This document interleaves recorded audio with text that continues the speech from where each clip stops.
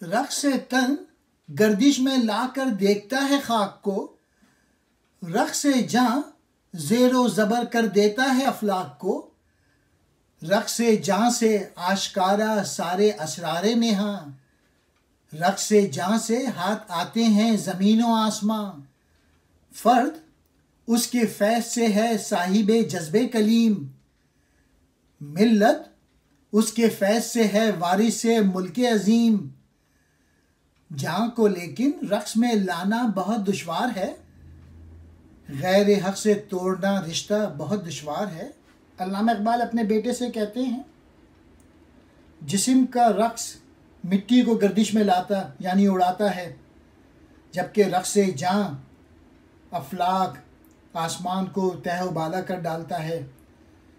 جان کے رقص سے علم و حکمت میسر آتے ہیں اور زمین بھی اور آسمان بھی ہاتھ آتے ہیں۔ اس رقص سے صاحب رقص کائنات پر زمان و مکان پر حاوی ہو جاتا ہے۔